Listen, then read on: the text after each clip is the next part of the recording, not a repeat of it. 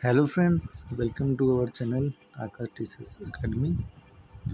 Friends, आज हम class 9 शुरू करने वाले हैं। सीडीपी की हम सीरीज़ चला रहे हैं कंप्लीट थ्योरी की, जिसमें हम आपको पूरी सीडीपी हर टीचिंग एग्ज़ाम के लिए जो काम में आएगी वो पूरी कराएंगे फ्री में, और जिसकी पीडीएफ हम अपने टेलीग्राम चैनल पर डाल रहे हैं, जिसको आप प्रिंट करा सकते हैं और नोट्स बना सकते हैं।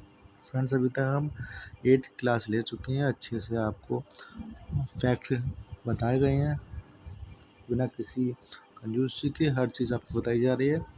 ये क्लास आपको यूपी टेट, सी टेट में तो खैर फैक्ट कम आते हैं, पेडागोजी याद आती है, लेकिन एमपी टेट, रीट, एस्टेट, बी एस्टेट, जो भी टीचिंग एग्ज़ाम है हर एग्ज़ाम के लिए आपकी ये इम्पोर्टेंट होने वाली है। दोस्तों, अभी तक हमारे केवल 13 सब्सक्राइबर हुए हैं, बहुत कम है। जिस प्रकार से हम मेहनत कर रहे हैं, तो प्लीज़ आप हमें सपोर्ट कीजिए, आप हमारे चैनल को शेयर कीजिए। तो शुरू करते हैं क्लास 9 को। तो आज हम पढ़ने वाले हैं विकास एवं अभिवृद्धि में अंतर। ये बहुत इम्पोर्टेंट टॉपिक है हर टीचिंग एग्ज़ाम के लिए, चाहे डीटीपीएससी ले लो, कोई सा भी ले लो। तो विकास को हमने कल क्या कहा था, ग्रोथ, एंड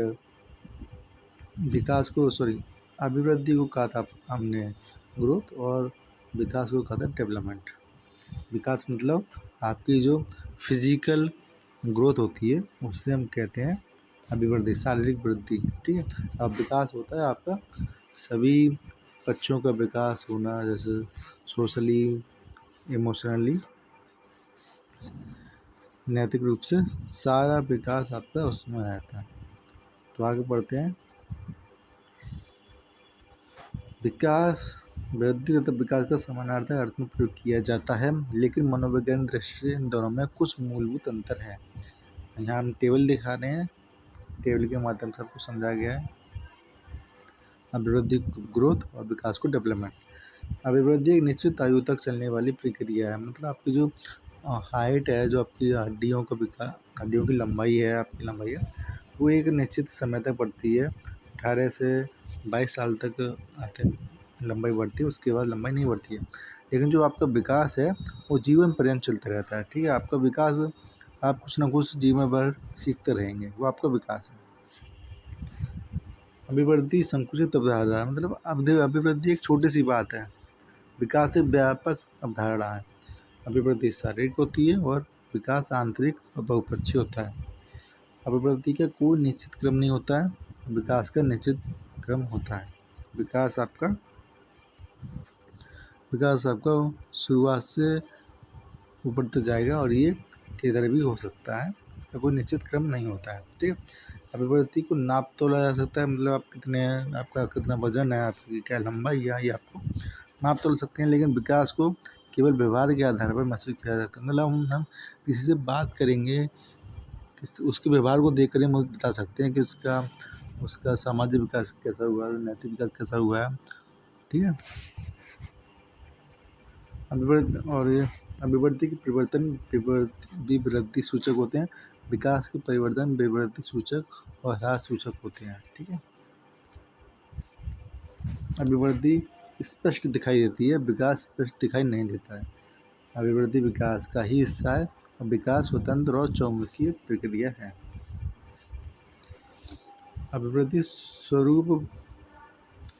का स्वरूप है होता है, विकास का स्वरूप आंतरिक होता है। ये सारे मोस्ट इम्पोर्टेंट पॉइंट हैं, आप इसको नोट जरूर करें और लर्न करें। अभिवृद्धि का कोई लक्ष्य नहीं होता है, विकास का कोई ना कोई लक्ष्य जरूर होता है। अभिवृद्धि के परिवर्तन रचनात्मक होते हैं, विकास के परिवर्तन रचनात्मक भी होते हैं और विनाशात्मक भी होते हैं। अभिवृद्धि व्यक्ति की रचनात्मक पक्ष से संबंधित होती है, विकास व्यक्ति की कार्यात्मक पक्ष से संबंधित होता है। यहाँ पे इम्पोर्टेंट पॉइंट दिए गए हैं कि अल्पकालिक बीमारी के कारण होने वाले अस्थायी परिवर्तन विकास के अंतर्गत नहीं आते हैं। ठीक है। ये आपकी NCERT क्लास 11 की जो बुक है, बाल विकास की, उसमें प्रश्न संख्या 67 को दिया गया है। विकास में तो वृद्धि होती है, लेकिन वृद्धि में विकास शामिल नहीं होता। मोस्ट इम्पोर्टेंट पॉइंट, सामान्यतः वृद्धि और विकास साथ साथ चलते हैं, लेकिन वृद्धि के बिना विकास संभव है। मतलब किसी की लंबाई बढ़ना रुक गई है, लेकिन उसका विकास होना नहीं रुक सकता। वही कह रहा है कि वृद्धि हो ना हो, लेकिन विकास जरूर होगा। तो हम क्लास 10th हमारी जो आएगी, उसमें हम विकास के सिद्धांत पढ़ेंगे, और ये भी बहुत इम्पोर्टेंट टॉपिक है टीचिंग एग्ज़ाम के लिए।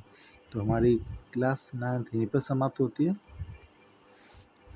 आप हमारे चैनल पर नए हैं तो सब्सक्राइब जरूर करें। अगर आप हमें सब्सक्राइब करेंगे और हमें मोटिवेट करेंगे, तो हम अपनी क्लास की ड्यूरेशन बढ़ा सकते हैं 10 से 20 मिनट, 25 मिनट, 30 मिनट, केवल आपके सपोर्ट पर। तो पढ़ते रहिए, समय कम है। आपका मोस्ट इम्पोर्टेंट आपका CDP ही रहती है हर एग्ज़ाम के लिए।